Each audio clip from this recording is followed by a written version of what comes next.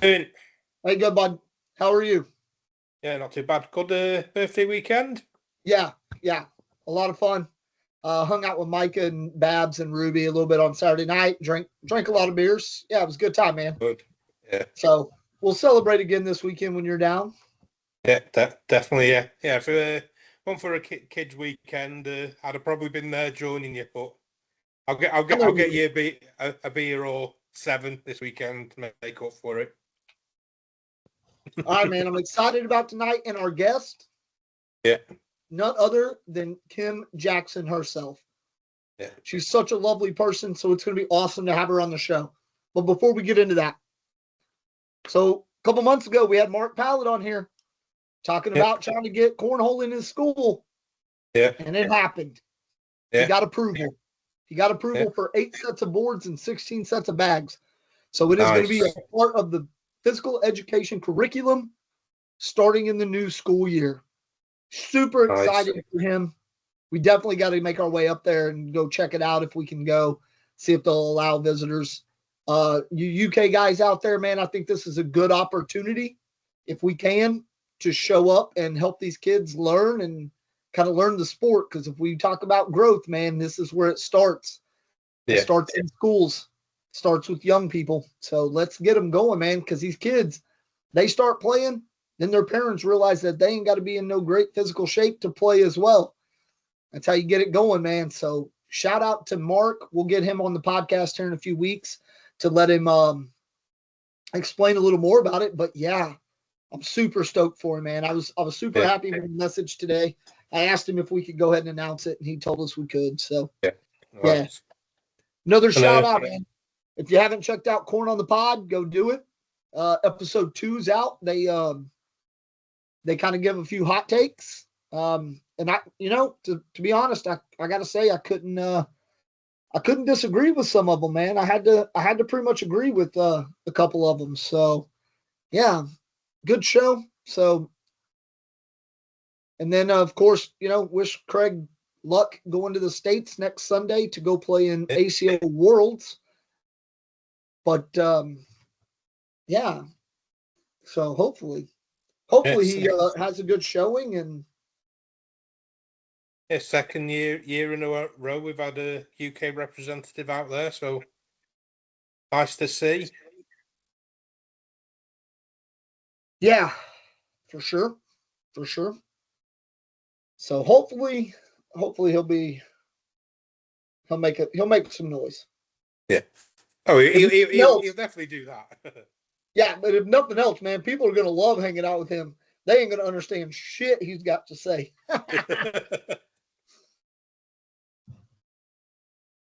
Can you imagine some of these hicks from like Kentucky and some of these deep South states? Man, you can't hardly understand them anyway. Now them trying to speak to a Scottish person, it's going to be pandemonium.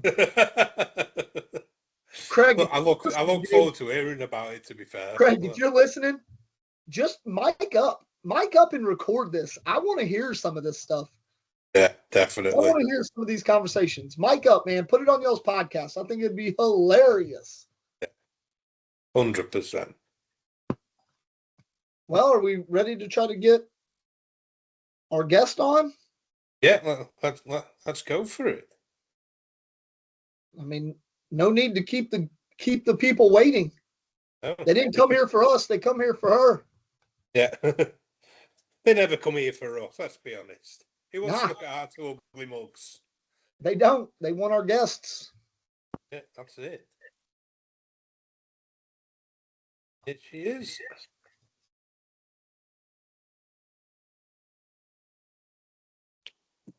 There she is. Hi. Kim, now that's a trophy wall. That is a trophy wall. A little bit of it right there. Hey, we're going to talk about it, and there's a lot to talk about. A lot of trophies. Kim, thank you for coming on, man. My pleasure. Thanks for having me. Yeah, it's awesome. So I was thinking about this as I was looking at my trophy on the wall that I was so fortunate to win with you. And it really occurred to me how pissed off I am that I didn't get you to sign it. Next year when I come, I'll do it. No, I'm going to bring it. I'll be in tow. I'm like, yep. So yeah. So how's it going? How are we feeling about Worlds in a week? I can't believe that it's already here. Like, I feel like the season just ended yesterday, and I was like, oh, it's gonna be forever till Worlds, and I literally blinked, and now we leave Sunday. We'll be in Tulsa.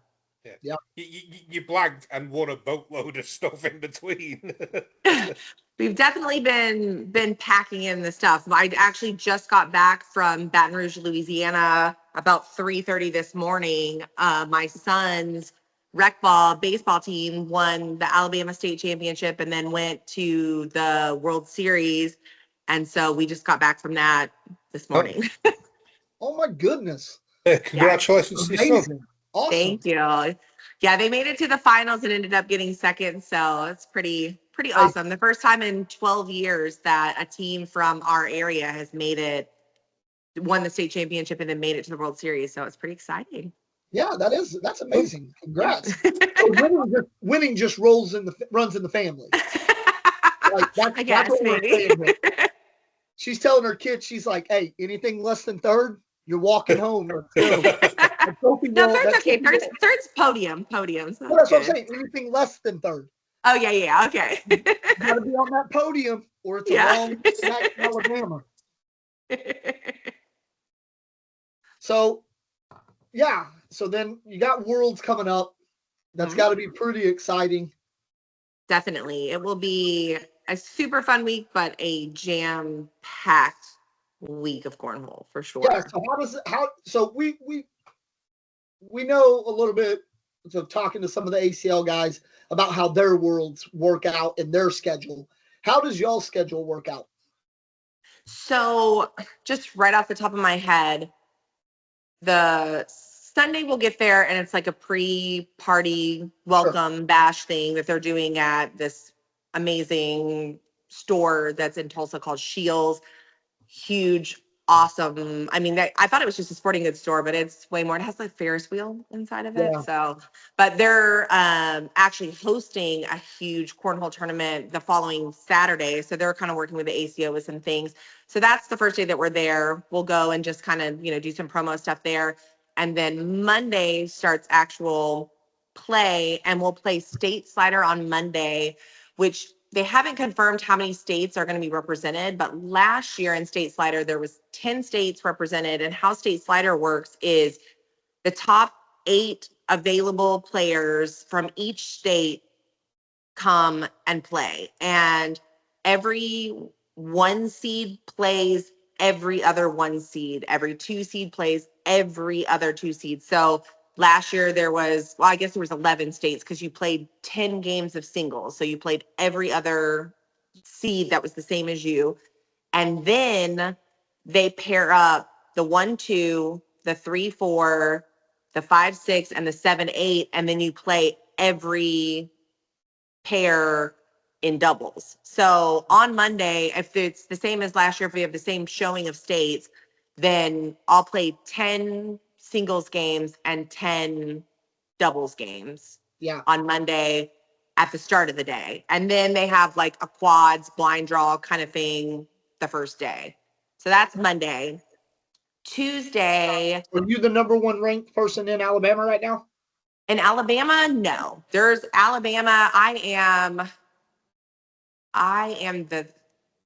think I'm the 4. Okay. Because there's Parker Burgett is the 1, and then Ashton Watkins is the 2. Then I think I'm 3, and then Chase is 4. So I'll play with Chase Hollis for doubles in that. So still, but Alabama's a big state. Got a lot of people playing cornhole. So being 3rd in the state's not too daggum bad. Oh, if everybody that is ranked, if the top 8 players could come, I think all 8 would be in the Corny 40. That's how strong Alabama is overall. But I mean, obviously some can't come that early in the week. And so, but I mean, every player on our team is a pro. So they're all within the top 96. So last year Alabama won, so we'll see if we can repeat this year. Yeah, that'd be cool. Yeah, so that's Monday. And that's a new event. They just added that last year. So Okay. it went over really well. And so they're doing it again this year. And then Tuesday goes into the player of the season playoffs. So on Tuesday, I'll play Kelsey Heidert and Kennedy Meineke. We all three maxed in women. So that means winning at least 4 women's majors and 8 women's regionals. So the 3 of us all tied in that. So we'll have a playoff to find out who will be the women's player of the year. Okay, so it's not voted on. Y'all actually play for it. Yes, we play for it. That was one of my questions that I was going to ask you is because I'm just looking at your stats throughout, which I have them all. I want to discuss them all. But just looking at it, I'm thinking, I mean, I'm like, Kim's got to be the shoe-in for Woman Player of the Year. But I didn't realize it's all play into it. Yeah, you actually. Are you only playing into it because you tied? Yes. Oh, okay. Yes. So man, that's a lot of pressure right there.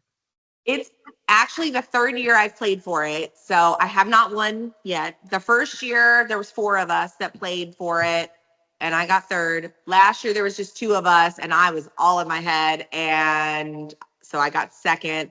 And so hopefully we're just, keep moving up 1 spot. So maybe this is my year. Let's go.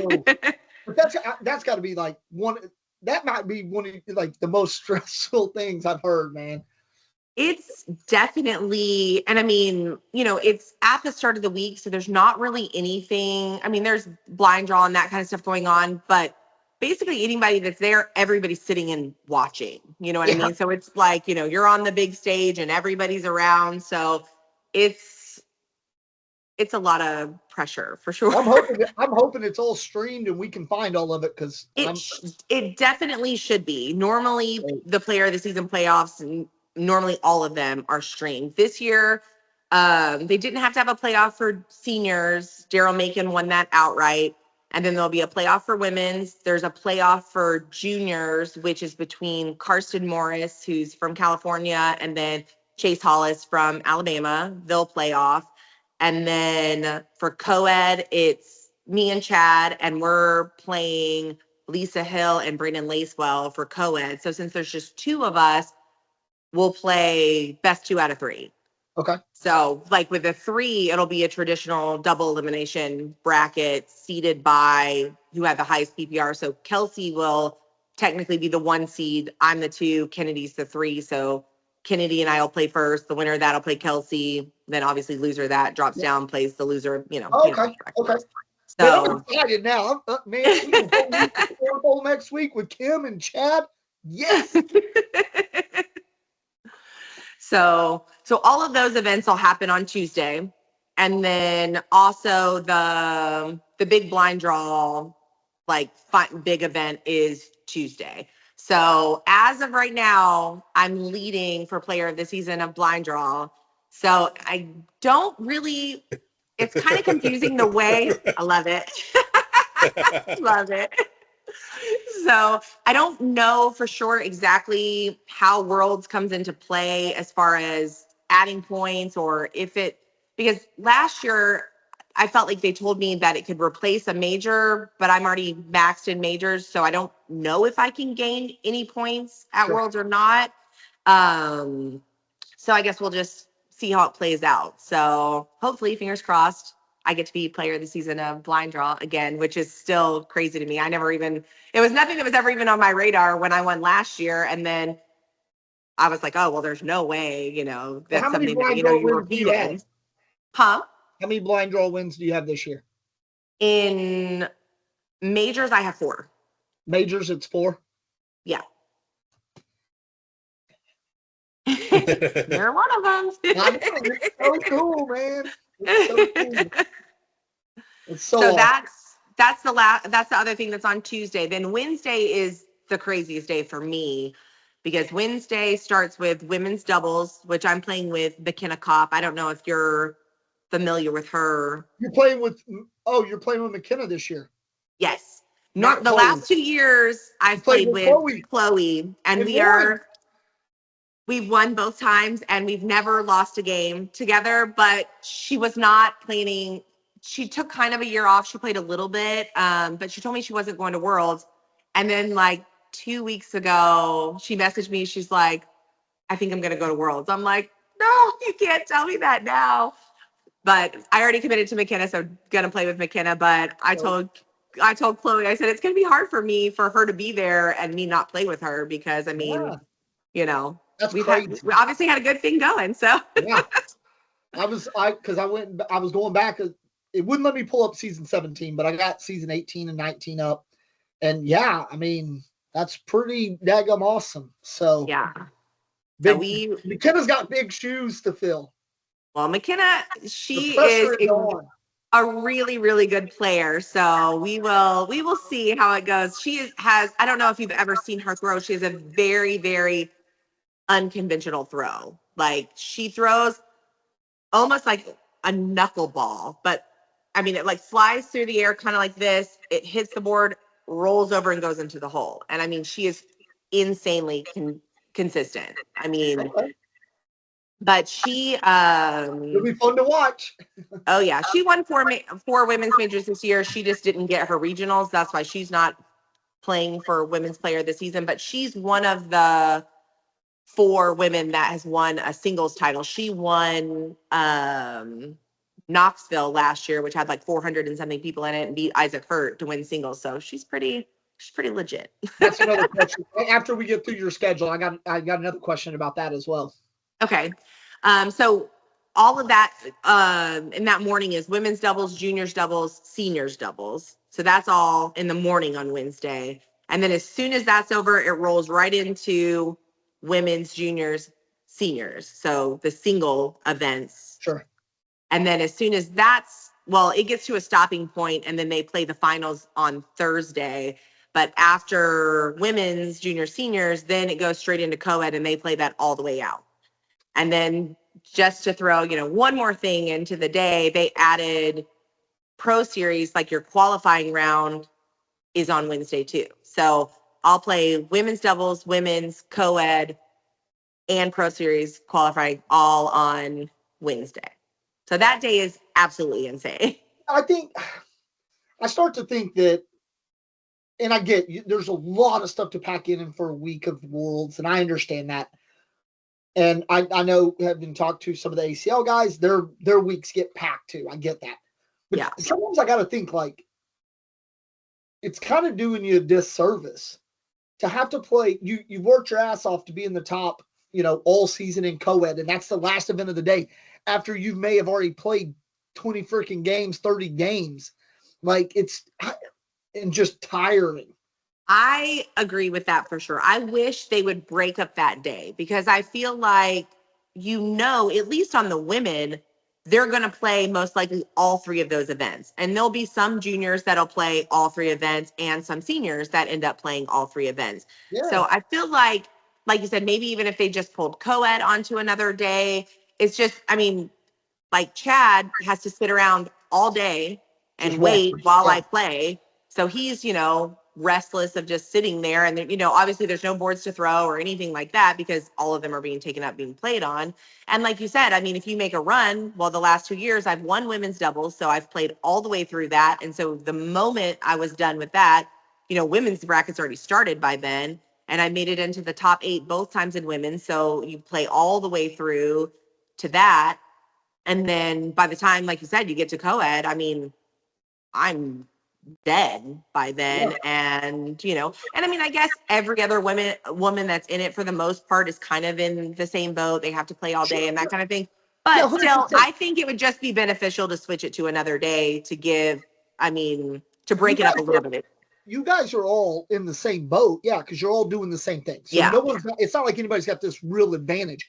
To be fair, you kind of may have a better advantage than some of the women because you may already have like the bye that first round, or, you could get a game or 2 less, especially if you win out. You don't ever have to go down to the loser's bracket. Exactly. Staying in the winner's bracket is key. I will say this, and this is on both organizations, man, the ACO and the ACL.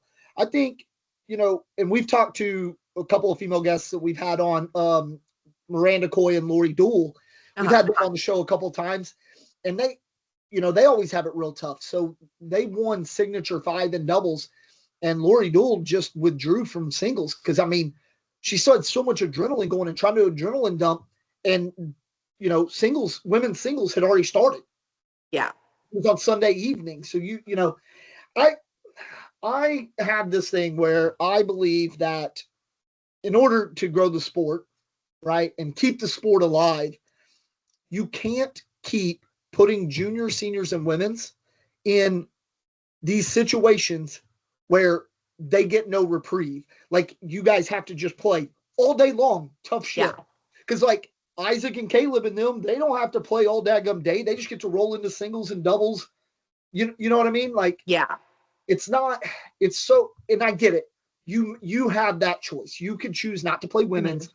You can choose to not play women's doubles. But then if you do that, then you're taken away from, yourself. You're taken away from the division. You're taken away from those things. Exactly. I just think it could be so much better spread out. Yeah. Maybe and I know for them, like, part of the thing they're thinking is, okay, if we split it, it would have to go, one of the events would have to move to Tuesday. So then that's another day that, everybody has to be there, another day of hotel, another day, so I feel like they're thinking that part, but I feel like most of the people would prefer have to take that extra day and it not be so much in one day than it having to be all packed in one day just to save a day in the hotel. So what's Thursday's schedule then? Thursday for me, actually, I don't have to do anything because so what events are on Thursday? It's pool play. So all of doubles pool play, all of singles pool play. But since I made Top Gun 20 in doubles, I'm already in the main bracket. And since I made 40-40, already in the main bracket. So I don't have to play pool play for either event. I think the only event they might be able to put co-ed on that day. Yeah. Well, but the thing is, for a majority of people, because you're talking about for doubles, I guess for both events, it's 40 people that are only 40 people don't play that day. Everybody else has to play pool play. So it's a pretty packed day for, anybody that's, not in 20-40 or Top Gun 20. It's a long day for them that they have to play, both. So it's hard to juggle all of it for them, I'm sure. But the other thing that way above my pay grade. It's way above my pay grade. I can barely juggle this podcast. But on Thursday, I think it's on Thursday as well. Well, I say I won't play anything. Hopefully, I will be playing in the Championship of Women's because that's Thursday night. So hopefully, fingers crossed, we're doing that. Oh, I hope so. It would be awesome for sure. So, and then I'll have to watch it on Friday though. I'll have to watch the playback because we have our ACL UK Open this weekend. So, okay. I have people staying at my house all weekend. So I couldn't get off work Friday. So yeah, it's gonna be a tough one. Yeah. And then going into after all the pool play events are Thursday, then Friday is doubles. So all the tiers of doubles and main bracket of doubles is Friday. And then Saturday is singles. So all the tier stuff, main bracket. So basically Friday, Saturday are just doubles and singles. So, but yeah, so and I mean, there's a million other events going on, during the week. There's tailgater events and all that kind of stuff. I mean, since I'm pro, I can't play in any of that, but I mean, my son went with us last year and every day he was playing in like 5 different tailgater blind draws all day long. So basically, if you come to Worlds, there's as much cornhole as you possibly could want to play. I really wanted to go because I'm from Oklahoma. So, yeah, I really wanted to go, but the problem is because of the way my kids' schedule is and they're in some of their extracurriculars, I couldn't justify just flying out for 1 week and not taking my kids too. And they have, if it would have worked out and pushed like a week of summer camp, then I could have probably came out for the 2 weeks. But then it's like, oh, I come all the way to the States to, and then spend a week of it going and playing cornhole. Yeah.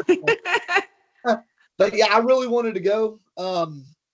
So yeah, but it didn't work out. But we will be watching and rooting for you and Chad for sure. Well, we appreciate the support for sure. Do you know I messaged Kelsey because her and Chandra won a ACL event over the weekend. Oh, cool. Their state, like a state tournament event. Oh, cool. I don't know because I don't know if they're going to Tulsa or not, but I'm gonna. Last time I talked to them, they were on the fence because there was like a mix up with Chandra's points. And so they weren't sure if she was going to qualify to be able to play. But I mean, I told her that, they should be able to have it adjusted because, I mean, she came to Europe and then she was in Upland and played. And then they were also in Idaho. So, I mean, she should have more than enough points from those 3 majors to qualify for any event that she wants to play in. So I don't know. I don't know if she ended up getting it. I'll have to reach out to them and find out. But yeah, I hope they come. I'd love to see them. Yeah. Like I said, I'm trying to, it's crazy because I don't know as many ACO people as I do ACL people, but like I know you and Chad and, Chelsea and, or Kelsey and Chandra and so, we get excited when you guys are playing and watch it, I've watched you and Chad play doubles a couple times this year when I've had an opportunity and saw it. And I mean, I'll put it on. Sometimes I'll just fast forward through until I find y'all's matches. And I just watch it. I like it. I did watch one event and it was not y'all's best event. I don't remember which tournament it was, but man, my heart broke for you guys a bit because y'all just had back to back. Like Chad couldn't find the board the first game, and then you struggled in the second game. And I mean, it was just back to back. And I thought, oh my God, I felt so bad for you guys. Yeah, we've definitely had some of those moments this year for sure. But so you're number 24 in the world rankings. Yeah. That's amazing. Congrats. Definitely. Thank you. That's awesome. You. So yeah, and then you're 44th in the Pro Series. Oh, I didn't even know that. Yep. Worked that up today too. Nice. 29th in the Corny 40. Well, I'll be 24 in both of them. So 29 was my ranking last year in Corny 40. So basically how 40-40 works is whatever your ranking is, it'll be the same, same number. I might have wrote that down wrong anyway. But I was 29 last year. And then you're number 5 in the Top Gun 20. That's from last year too. We actually are three this year. Update your thing, man. Now I feel like an asshole. No, not at all. Right. So, and then, are you tied for second in women's? There's 3 of us tied for first. Yeah, there's 3 of us tied there. Or that's what I meant. Tied with 2 others. Tied with 2 others for first. Yeah. Obviously, number 1 in blind draw. I guess that would have been from last year. So you're up there this year, though, right? Well, I'm number 1 right now in blind draw too, but it just depends on, like I said, how it plays out at Worlds. Okay, so 23 major wins this year. The craziest part about that, because obviously you have 13 women's majors wins. Yeah. The craziest part about this, though, is even if we take away the 13 major women's, you're still tied for third with Caleb with 10 majors. That's amazing. It really is. So you got what, 13 women, 6 co-ed, 3 doubles, and a singles. Yep. Are you the only woman this year to win a singles? No, Kelsey Heidert, she also won. She won Fresno, California. Okay, cool. Yeah. That's awesome. But yeah, so I just thought it was crazy to think. And then what a jump from last year. I mean, you had 11 major wins last year. I don't know if your schedule was just less last year or you just figuring out.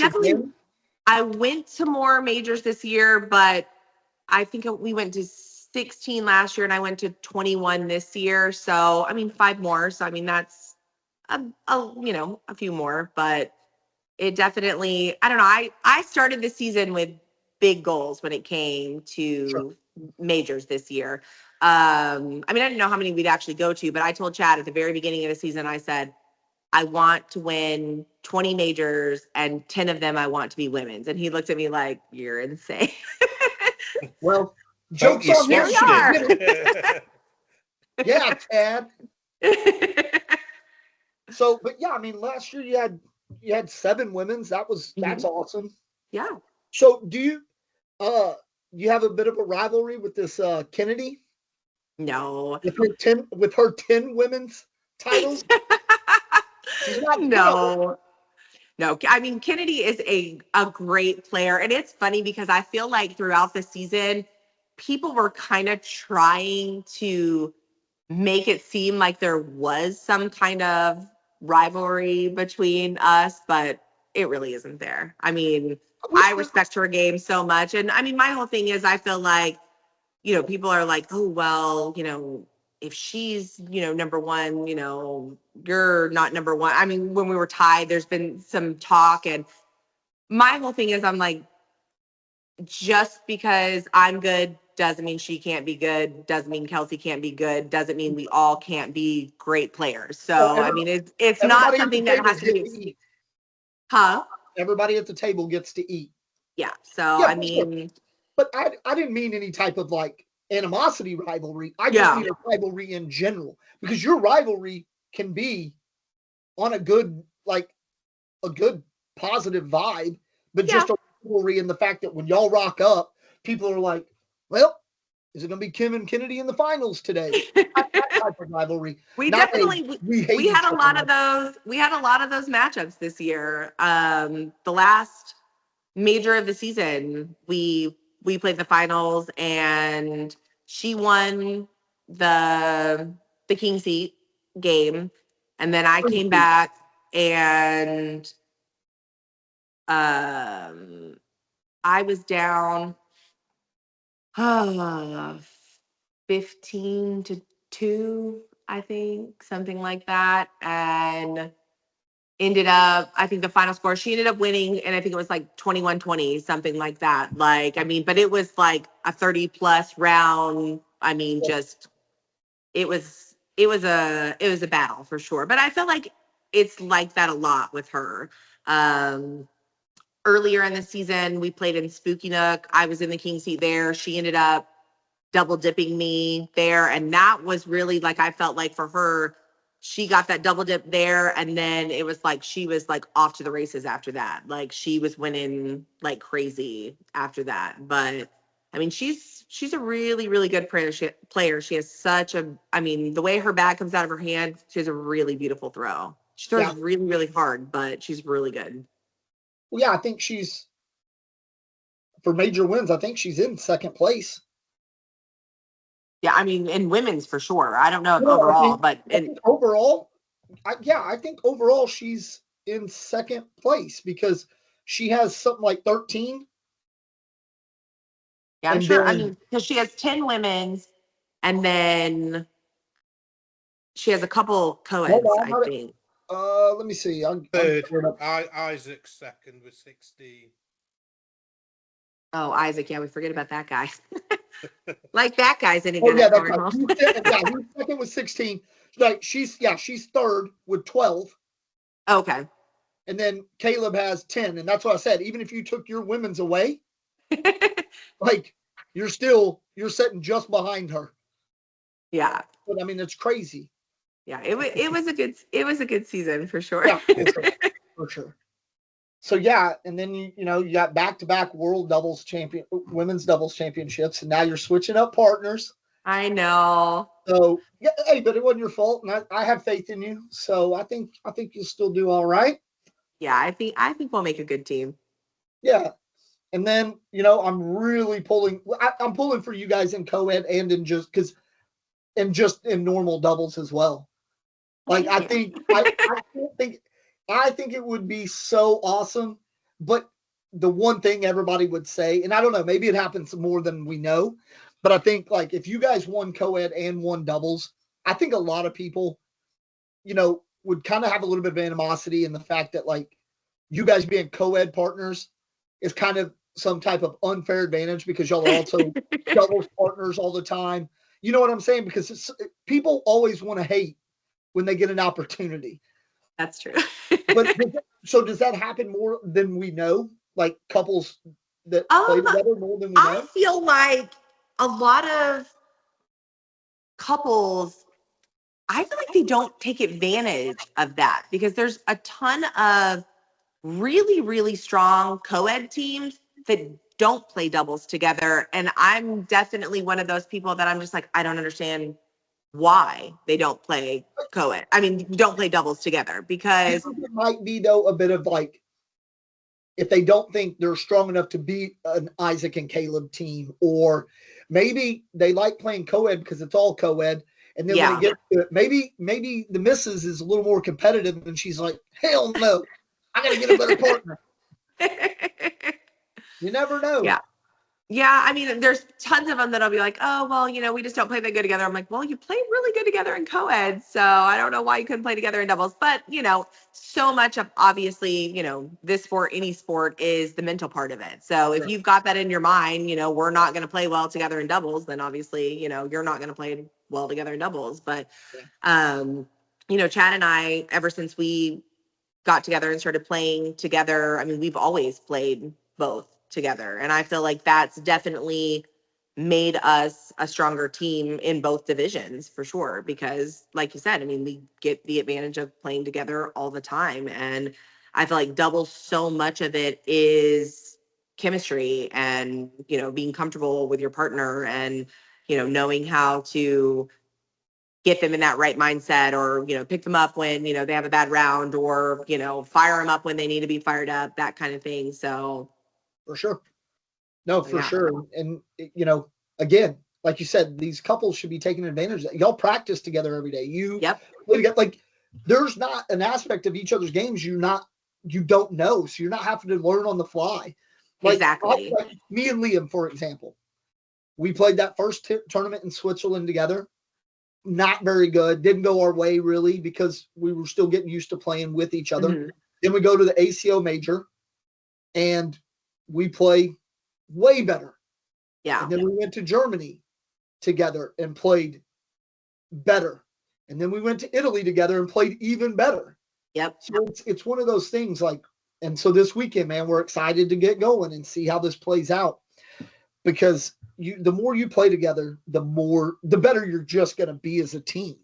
No, I agree 100%. And I mean, that's why I say all the time when people are like, oh, you know, this great player is pairing up with this great player for this weekend, you know, oh, they're definitely going to win. And I'm like, I mean, yes, they are both great players and capable of winning. But I feel like I said, so much of doubles is chemistry and knowing your partner and feeding off of your partner. And just because they're both great players doesn't necessarily mean they're going to make a great team. So, yeah, you know. I mean, there's plenty of examples through both organizations where great players get paired up for doubles and it's kind of falter out. I mean, because if it was just, and I get it, the Hurts have a little bit of an advantage too because they are brothers and that helps. But I mean, even at that, as great as they are, they're not winning it every time. They're not winning everything in doubles. You know? Yeah. Not everything, but pretty close. No, pretty close. But I'm just saying, if they're there, they're always a safe bet. Always a safe bet. 100%. No, I'm not saying they're not, but I'm just saying. Yeah. Like it's they're not unbeatable is my point. Yeah. Oh, of course, nobody's unbeatable. I mean, you know, everybody. I feel like when you get to a certain point, to a certain level, anybody can beat anybody at any point. Like, I mean, you know,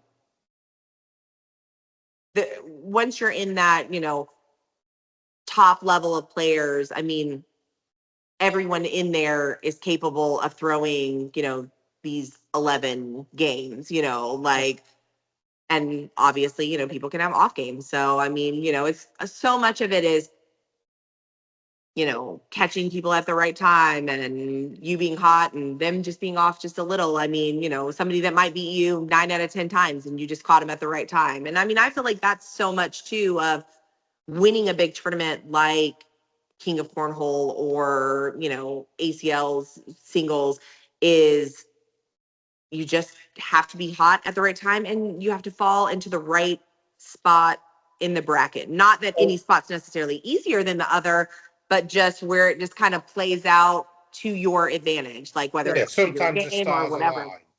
Yeah, exactly. I mean, it's more than just skill to win a big tournament like this. I mean, it's long and it's a lot of games and board conditions, and even just in a huge venue like they use for Worlds, from one side of the room to the other side of the rooms, the boards can play drastically different. I mean, 2 years ago in co-ed, we played on board one, which was crazy slow.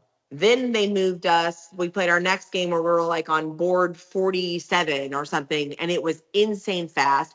Then we moved to kind of like a middle board, and it was like in the middle. So, I mean, you could never get that like consistent, groove of throwing because you're just catching up and, trying to adjust to each board. And I think that that's one thing that when it comes to these tournaments too, I feel like that's a big factor is, players' ability to adjust, and players either, can they make the adjustment or like with adjusting their throw, or are they a player that's willing to change bags if they see that they need to change bags? Because a lot of players aren't. They will force the bag all the way through no matter what the board conditions, just because that's their bag. But, and then there's some players and they'll adjust their throw accordingly versus some players will, oh, well, this board's faster, I'm going to play my slower bags. This board's slower, I'm going to play, my faster bags.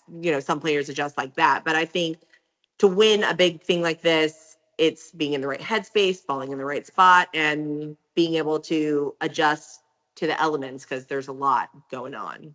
Yeah, for sure. I mean, that can be said about any tournament you go to. Yeah. Like, I mean, it is. And I think, but that's what separates like you from us. So you being that level, you can pretty much go pick up any bag and you're going to throw good with it. Right. No.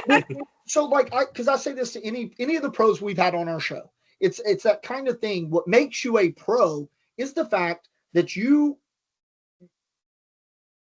bag manufacturer does not make you the pro. Your ability to put that bag in the hole is what makes you the pro. You could switch bags next season and still be just as successful because you're going to get used to that bag and you're going to throw that bag. So I think, like you said, you go to this event and if you need to switch bags, you can't let that be the hindrance. Like, you're the pro. You should be able to switch between two bags and still do okay. Like, yeah, that's one thing I would say this season I've really, really tried to work on.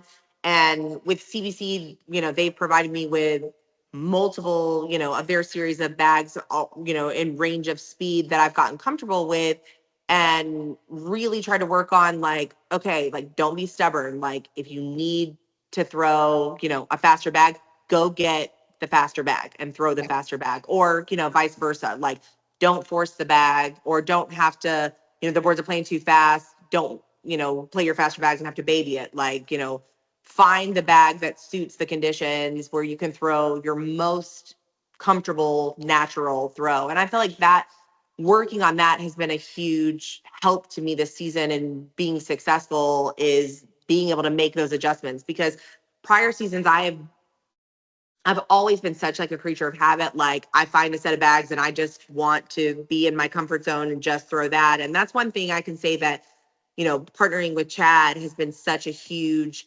benefit to my game, because he's always pushed me out of my comfort zone when it came to that kind of stuff. As soon as he could see I was starting to get comfortable with the bag, he'd be like, I want to throw this now. And I would be like, oh, okay, I guess if that's what you want to throw. Really, in my mind, I'm like totally panicking, like, oh my God, this is going to be a nightmare. But it's been, I mean, a huge long-term, benefit to me that, he always was kind of, pushing me out of that comfort zone, because now, like I said, I've developed more the ability to be able to adjust to different conditions. So it's been good. And it shows. Well, last year you had 11. This year you got 23. It shows. It does. But yeah, I think those kind of things matter. And I think I used to work with a guy that when I was in the Air Force, and he had a number of 300 games in bowling, right? Mm-hmm. So when he was coming up on retirement, I was like, hey, you ever thought about trying to go pro in bowling? He's like, oh, I thought about it. I'm not going to do it. And I'm like, but, and like, since I've known you, you've thrown like 10, 300 games. He goes, yeah, on my local lanes. I know the groove patterns. I know the oil patterns. He's like, in order to be a pro, I got to be able to go throw that 300 at any lane I go to. So I always kept that in mind. Like for the last 20 years, man, I've always thought that. I thought you want to be really good at something and that's fine. But what separates you, the competitive person, from those guys that are in the pro seats? I mean, and it happens in Europe with the ACL Europe guys. We saw it, when you guys came over here, and we see it when we're watching. What separates those guys is being able to pick up any bag, being comfortable with those bags, no matter the board condition, still having that same headspace, that same routine to where no matter what, it's pretty much doing the same. Like me, I can get on a set of boards even at practice and be like, cool, down the middle, down the middle, down the middle, and then switch boards, and it's all over the place. It's a crazy thing, and that's me too. I'm constantly trying to improve on that. Like I want to try on all these boards because I want to make sure no matter what a board condition might be, I can adjust on the fly and be like, all right, slow board, cool. I'll push a little harder, or maybe I'll just say, screw it. We're just gonna do dirty ass game, and I'm gonna shoot 4 PPR because I'm just gonna lay everything in there. Yep. But yeah, that's and we talk about that kind of stuff a lot with everybody we talk to because I think that kind of matters, and it is what separates you guys from the rest of us lowly players down here. It's that ability to adapt to change easier than us. Yeah. I mean, I think that, that's one thing that I feel like, when you first start playing, you don't really think about anything. You know what I mean? Like your only goal is like, I'm going to throw this bag and I'm going to try to get it on the board, or I'm going to try to get it in the hole.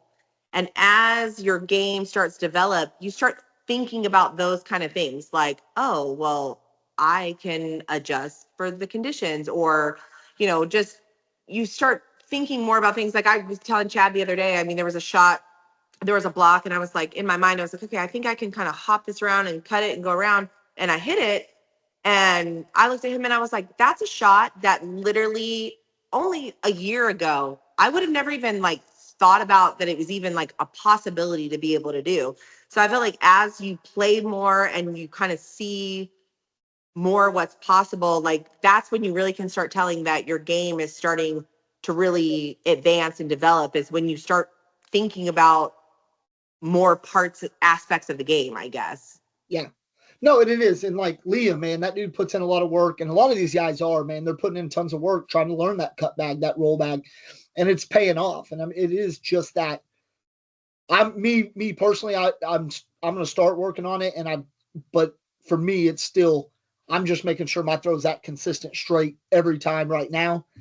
No, and the thing is, until you get to the point where you have that just muscle memory consistency, that's all you need to focus on. And that's why I tell people all the time, I'm like, a lot of people try to get too much too early. Like they're thinking about all of those things. And I'm like, until like you can do just the basic stuff, like consistently and, get them in the hole, then don't worry about anything else. Like, I mean,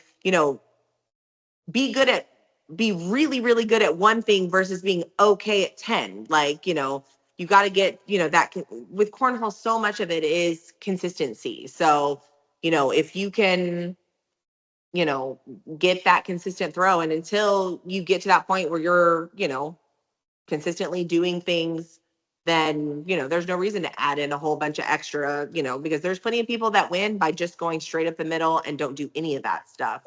There was that guy's made a whole career of it. Yeah, exactly. I mean, there was a woman player that was talking. Yeah. There was a woman player that was talking to a pro player, and she told me, she said, yeah, I told him that I wanted to develop a roll bag. And he was like, why? And she was like, well, because, I feel like I need a roll bag to be competitive and be able, to win. And he was like, look at the top two players and women, Kelsey and Kim, and he was like, both of them are bag runners. He was like, they consistently go up the middle. He was like, yes, they can airmail this, that. He was like, they don't have a roll bag. He was like, so you definitely don't have to have those kind of things. And I say all the time that I'm just too set in my ways and old, and my wrist doesn't turn that way, that you see a roll bag on me, it's an absolute accident. No, I'm the same. I've tried just to get that up there, and it's just as soon as I do it, it goes about halfway down. Like it just that would be me for sure. Weird and awkward. And yeah, I don't know. But yeah, I mean, matter of fact, the guys were on Big Ass a couple weeks ago, and Matt said that. He was like, if you see me throw a roll bag, it was an accident. Yeah. I mean, I get the general concept of it, but I just can't get my brain and my hand to work together on that. So yeah, we're not. I understand every concept of what we're trying to do in cornhole. Yeah. But there's some kind of divide. Usually it's beers probably, but I'm just saying. I mean, I still managed to win a major. Yeah, just you saying. Did. I mean, even if I did have to let a woman carry me the whole way. Hey, you played really, really well, really well. But yeah, so big time, and we're rooting for you for sure. Well, I appreciate it so much. So you guys, I mean, I know it's way too early to tell, but is it on the cards that you guys will pay us a visit again next year? I mean, as long as schedule-wise it works out, we have full intentions of coming back for sure. I would love if it worked out to be able to bring my oldest son with me this year. He's starting to kind of get into it a little bit. So we'll see how, seriously he takes it over the next couple months. And if he really gets into it, I'll definitely be trying to bring him as well. But like I said, so much of it'll fall into, timing and all of that. If it's the same time that it's been the last 2 years, then I feel like pretty confidently we'll be able to work it out to be there for sure. How old's your son? 12. Yeah, so my boy's 13. He's getting into it. And man, his problem is it's the fact that he will not just concentrate. Yeah. Much like me, he's always on the move. So like trying to get him to just chill and throw, and he loves going, he loves playing, but man, I cannot get that kid to just chill out and I'm like, do all that after this game, after the shot. Yeah. But he can get up there for his shot, and let's say someone moves over in his peripheral, he'll look at him as he's still throwing the bag. And I'm like, dude, you got to stop that. I feel him on that though. Like I always joke that I'm like, oh, I'm, super ADD. Well, I actually at 41 years old went to the doctor not that long ago, and they're like talking to me, and he was like, have you ever been tested for ADD? I'm like, no. So I ended up doing the testing, still thinking that, yeah, right, I'm probably really not. And they're like, oh, well, you're like the second highest level of ADD. But I get that. And that's a big reason that I play with headphones, because I am so like, oh, that was a great shot. Like 3 boards over. Like, why am I even looking at that? But I am so bad about that. Or like, it's the mom instinct, but like, even if my kids aren't there, I see a kid and instantly I'm like, oh, what are they doing? Like, I mean, it's just, that's why, like I said, I wear the headphones because it helps keep me kind of in that locked in kind of mindset. And even then it's still hard sometimes, but I always know when I'm really, really focused, when I get to that point where it's like, I'm just looking at the hole, like nothing else. Like, I mean, stuff can be going on around me or whatever, and I'm not paying attention to that. But sometimes it's hard for me to get to that point because, like you said, I mean, something will happen and I'm looking, or, especially talking. Like example, I went with Carson Morris from California. He came and stayed with us for a couple weeks over the summer, and I've played with him a million times, but always in ACO events. So I always had headphones on. Well, we played in a blind draw, and it was just, a fun social kind of blind draw. So I didn't wear headphones because, you know, I'm talking to people or whatever. So he's throwing against me and I was like, oh my God. He flips his bag while he stands there. And that's all I could hear. That's all I could focus on was the sound of him flipping that bag. And I was like, I don't know if I could ever play you without headphones again, because I was like, all I heard was that sound the whole time. That's all I could focus on. And he was like, are you being for real? And I said, yeah. I was like, that's all I heard. He's like, you're not allowed to wear headphones anymore when you play with me. So I want to ask, do you ever play in any ACL events? I actually played in a regional a couple weeks ago because now, you know, ACO season ends May 31st. So that's all of June, basically all of July that, you know, there's blind draws and that kind of stuff. But it's hard to, you know, replicate that level of competition of playing in a major or worlds or whatever if it's just a blind draw. I mean, you know, still I take them serious and I, you know, still throwing, you know, as much as you can and anywhere is always going to help. But being able to get in that more like competitive, locked in mindset. So normally this time of year, we always end up playing in like 1 or 2 regionals at least. And I always laugh because we never buy an ACL membership through the whole season. And then there's like, you know, 2 months left and we're like, oh, I guess we're going to get our membership now so we can play in this regional. But don't know why we don't just get it at the beginning of the year. But we played a couple weeks ago and I threw well. And blind draw, I think I threw like mid 10s for the tournament. And then singles, I think I ended up 5th, and doubles we got 3rd, I think is what we ended up. But there was a lot of ACL pros there. For us, the biggest problem is we don't have a bag yet, like one that's like, you know, one we actually throw and feel comfortable with. I mean, I laughed because it was me, Chad, and Karsten going to this regional. We show up, there's 3 of us, and we have 2 sets of ACL bags, and that's all we have. So, sorry, my son was actually trying to call me while we're talking here. So we show up, we only have these 2 sets of bags, one being a Viper R, which is, you know, a pretty, you know, consistent bag with what we throw. It's a little bit bigger template and got a little bit more fullness to it than what I normally throw. And then we had a Fly Magic bag, which is a super, super sticky bag. So we basically had like one extreme and the other, but I ended up borrowing a set of bags from somebody there and threw them. It was a Titan bag. I can't remember what series it was, but it was a herringbone. It played pretty well. But I think, I mean, we talked about it that going into this next season that we might try to seek out a bag that we could find to start, you know, at least having to practice with. So if we did decide ever to play any other, you know, ACL events, I mean, we still, you know, up in the air talked about going to Worlds or because it's the week after ACO Worlds. And I mean, we're just crazy. That's what we do. We play cornhole. So we're like, oh, that's a week of cornhole. Why would we not go play another week of cornhole? Yes. I literally want to play all the time. Yeah. I mean, all the time, I just want to play. Hey, but we know well, they're comp bags, but we know some guys in Switzerland that make ACL stamped bags. So really, and I'm sure they would love to have at least one American out there throwing them. Might have to check them out.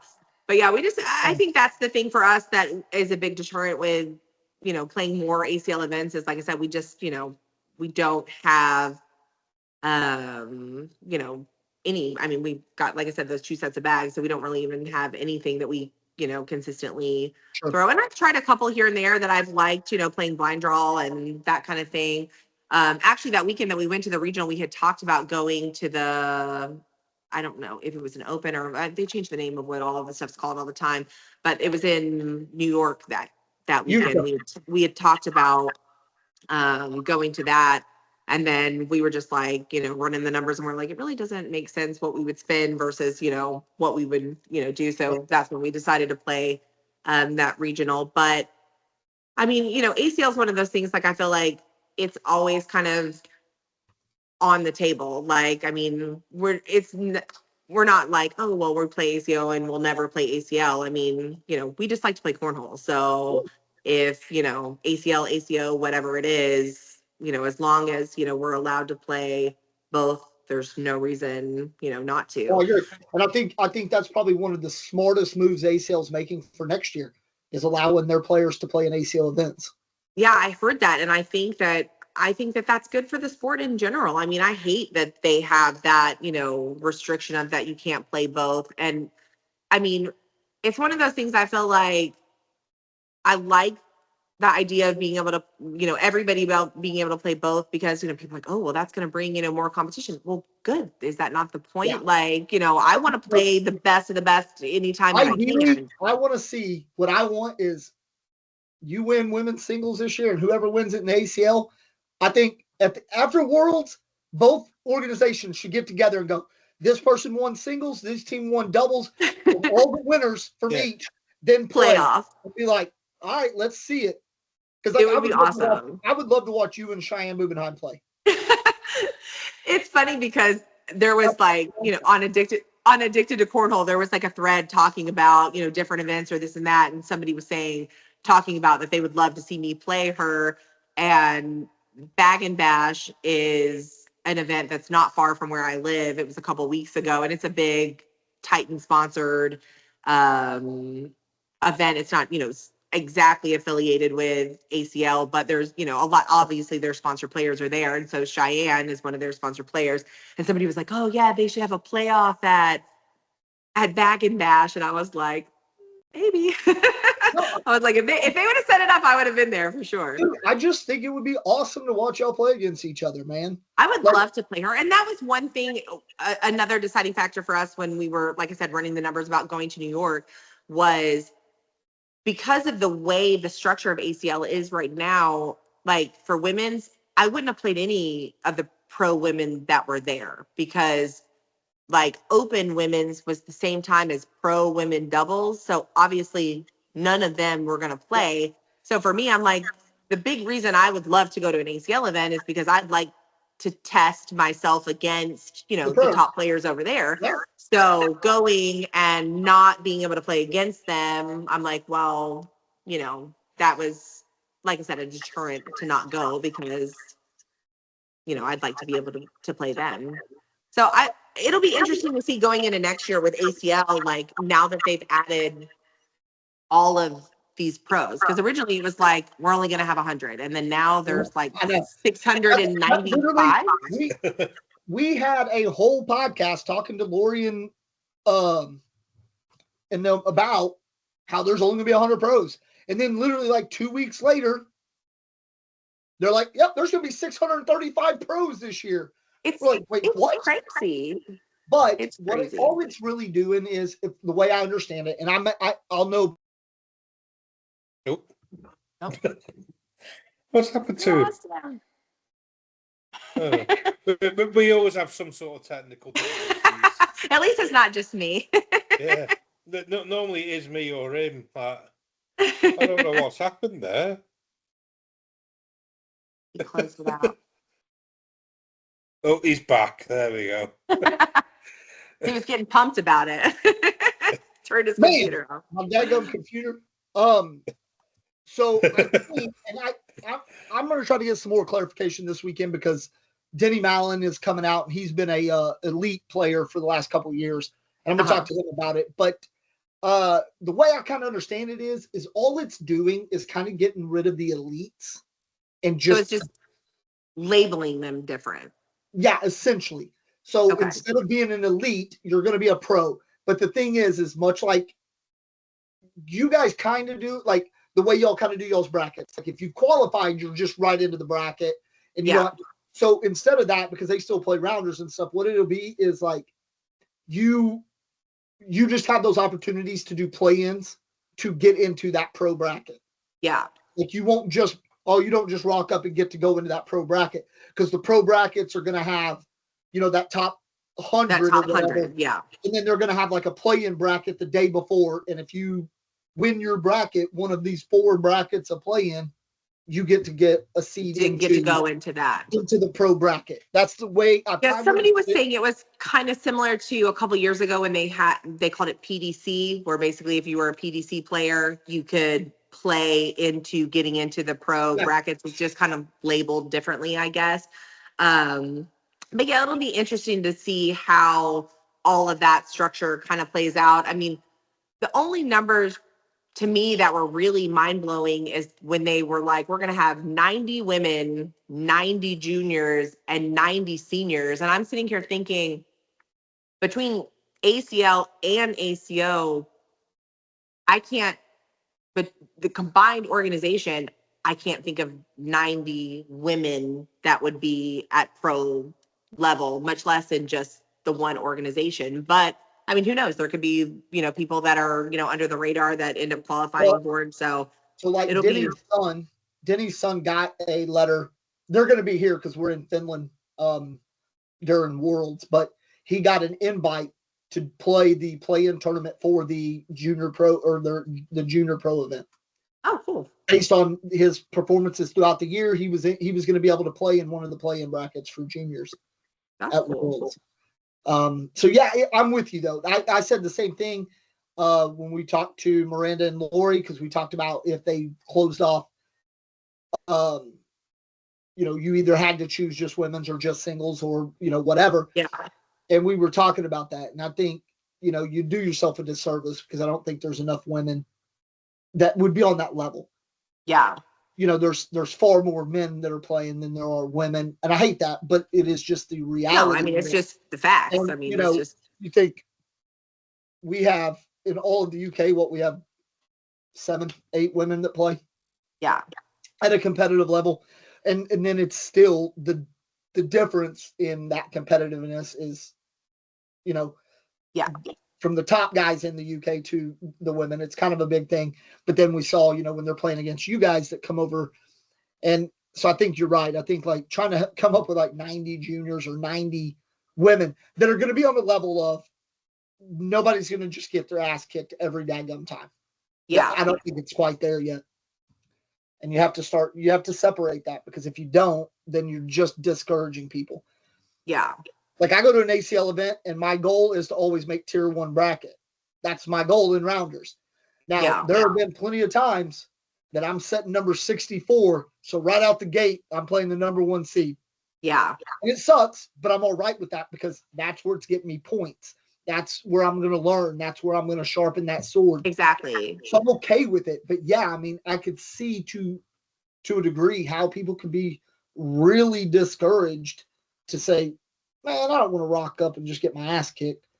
That's money spent in a hotel. That's money spent on bags. That's money spent on entry fees. And you're going to rock up. Hey, right out the gate, you get to play Kim. She only won 13 women's majors last year. Don't worry about it.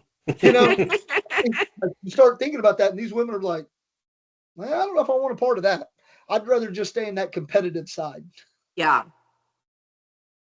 But yeah, it'll be interesting to see, how all of that, like I said, their structure and how they end up playing that out. I mean, so yeah, it'll be interesting to see how it all plays out next year. But yeah, I'm pulling. I want to see you play Cheyenne. But first, let's take care of business because I want to see you win Women's Player of the Year. That way I can go, hey, I know her. Let's get that blind draw Player of the Year as well. That would be awesome. And then, hey, go be the first woman to just fucking win singles outright. Let's go do it. That would be the ultimate for sure. That would be awesome. So, I mean, it's one of those things like, I'm not, I guess, arrogant enough to say like, oh yeah, I'm winning King of Cornhole. But I'm also, I know that if I can be where I need to be mentally and throw my game at the best level that I can throw it, which obviously I feel like, anybody that's going to win King of Cornhole, they're going to have to be throwing at the best level that they can possibly throw. I feel like I have the ability to be able to do it. Now, if I can keep it together for a whole tournament to actually do it, we'll see. But yeah, I would love. Obviously, it would be totally insane. we'd be so stoked for you for sure. For sure. It'd be awesome. But yeah, if you make it back out here next year, I'm going to bring this old trophy board because I should have had you sign it. So I that definitely will. I can show everybody, hey, she carried me all the way through this. I don't care. I still got to, take a first place trophy home, so I'm okay Hey, with that. no, you held your We did end. play well. We played well, Yeah, for sure. you held We had a your good end for time. sure. We had a good time playing. It was much better playing with you than against you. I can say that. I had to do that a couple times as well. Yeah, we had some good games though. For sure. And I think now that me and Liam are that much more comfortable playing with each other, I think some of those doubles games would have been much tighter as well. I'm not saying we would have won, but I think they'd have been much tighter. Oh, for sure. I mean, and the more that, you guys, and I mean, you guys have the same, I guess, disadvantage with ACO that I have with ACL, and the fact that you don't throw ACO bags all the time. You throw ACL bags. So, you're coming into a tournament throwing a bag that, I mean, you can still throw well, but it's still not like your comfort zone. So, yep. No, that was a big factor as well, for sure. Yeah, I mean, it makes a difference. So, I mean, like I said, so much of all of this is just the mental aspect of it. So the slightest little thing of, oh, this bag feels a little bit weird in my hand, or it's just not coming out right, or whatever, like you're thinking about that versus just, relaxing and just, throwing it in the hole. Yeah, for sure. All right. Well, I think we probably kept you on here long enough. Well, it has been fun talking to you guys and good to see you, even though, hopefully, like I said, we'll make it back next year and get to see you guys in person again. And yeah, that'd be amazing. That would be so much fun. Like I said, Kim, we appreciate you coming on, and good luck next week. Thank you. Yeah. If you guys happen to think about it, tag us or send us a video of y'all, doing playing, so we can promote you over here on our socials too, so that people get to see it. That'd be awesome. Yeah, thank you. Yeah, if you get a link on something or whatever, man, just let us know. Find old Craig when you get out there, because he's Scottish, and I don't know how many people are going to be able to understand what he's saying. I'll be finding him for sure. So we were talking about it, and Craig, if you're listening, I can't wait for you to talk to some of these country people from like Kentucky, because you can't understand them, they're not going to understand you, and it's going to be real fun. It'll be fun for sure. I want him to mic up for the whole weekend. That would be awesome. Just because people are going to be like, what? What? Yeah, exactly. It's going to be awesome. So I'm going to start this next season doing some the social media content for ACO, and I told them when we were talking about Worlds that I definitely want to try to get Craig and do a little feature on him, because it's a big deal. He's the first player to ever come over from Scotland, and it's awesome. The more that we can like I said, feature him and feature you guys and promote cornhole in the UK and in Europe in general, the more it's just going to help the sport grow. So like I said, it's a big deal for him to come over and come to Worlds, so let's make a big deal about it. Yeah, look out for our guy, man. Oh, I will for sure. So well, Kim, thank you so much. And no problem. Thank you guys. If you'll be watching, if you whatever event you win, because you're bound to win at least one of them, we want to get you back. We want to get you back on the show to talk about it. Okay. So, yeah, we'll give you time to relax and stuff after Worlds, because I know it's a lot. But we would, in the next few weeks and after Worlds, we'd like to get you back on and just talk about your experience again. Yeah, do a whole little Worlds rundown. So yeah, we would love that. We would love that. Okay, awesome. Cool. Thank you so much, Kim. Thank you, guys. Thank you. Said hi. We're rooting for him too. All right, thanks. All right, cheers. Bye, guys. All right, man. I always like talking to Kim. She was so nice, man. When they were over here, I talked to her and Chad a lot, and they were just super nice. And then, I forgot to ask Kim how her mom was. Dang it. I knew I was forgetting something. I forgot to ask her how her mom was. I'm sorry, Kim. But hopefully she's doing well as well. But yeah, man, good having her on. Yeah, definitely. And we wish them a lot of luck in Worlds. And Craig, man, we're rooting for you too, bud. You go out there and kick some ass. Show them what the Scots can do. Yeah. Arguably the second best player in Scotland after his son. Yeah. Hey, to be honest, but honestly, Barry did go back-to-back junior champion for ACL Europe. Oh yeah, for sure. I wish Craig would go in there with some Braveheart paint, man. That'd be so badass. Wear your kilt and go in with wear your kilt. Yes, wear your kilt. Be the first dude out there playing in a kilt with some Braveheart paint, man. Let's do this. Kick his ass, Seabass. Let's go. Now, on the real though, Craig, I know if you are listening, bud, we are rooting for you. You guys in Team Charge out there, we're rooting for you guys. We really are, man. So, we look forward to hearing about his world's experience as well. Yeah, for sure. It's gonna be awesome. But other than that, man, I don't have anything. We got the UK Open coming up this week. Yeah, this weekend. So we'll just put out a little bit of info we've got. So the Friday, which is the swap, we're going to have the drinks provided by the Wonky Donkey Mobile Bar, and that's cash and card for that. And then there's going to be hot food provided by Phil's Snacks, and that's a cash only thing. So make sure you bring some cash with you this weekend. And then Saturday, we've got juniors, singles, and the blind draw. And we've got some pizza by the Mobile Pizza Company. That, again, is a cash-only thing. And then Sunday, also Saturday, we've got a player get-together from 10 p.m. at the Rising Sun pub. Yep. So hopefully the day will be finished by then, so we can go out and have a few drinks. I have the rooms reserved from like 9 o'clock, so I told her to be somewhere between 9:30 and 10. But yeah, it's a good little pub. They got plenty of beers on tap. So yeah, good for everybody.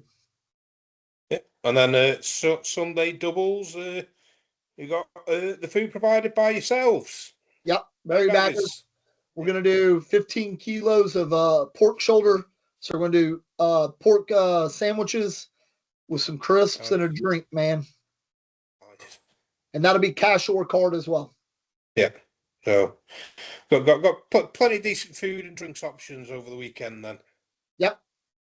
For sure, man. We look forward to it. I'm excited. I'm excited for the weekend, man. Yeah.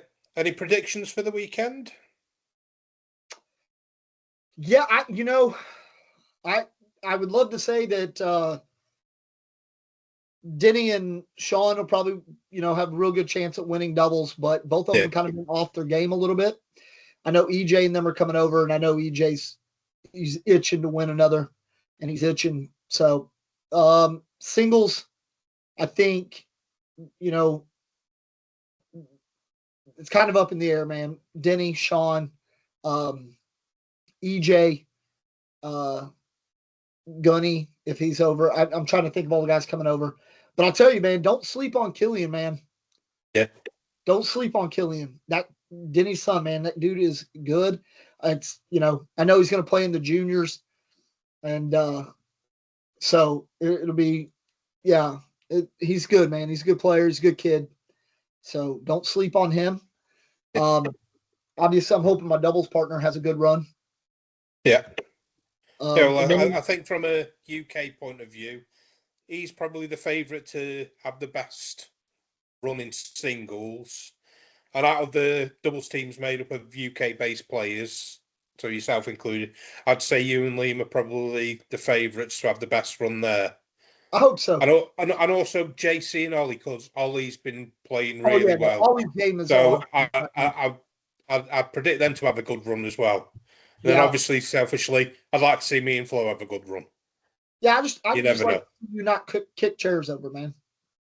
Nah, I've already been told. No, I'm just going to bring my own chair. That way, if I do damage any property, at least it's my own. Yeah, for sure. No, I hope me and Liam have a good run in doubles, man. I would really like that. I'd like to get up there close to the podium for sure. Yeah. So we'll see. We'll see how it plays out. I'm just hoping for a good blind draw partner. Hopefully get Sean or EJ. Try and improve on that 4th place from last year. Yeah.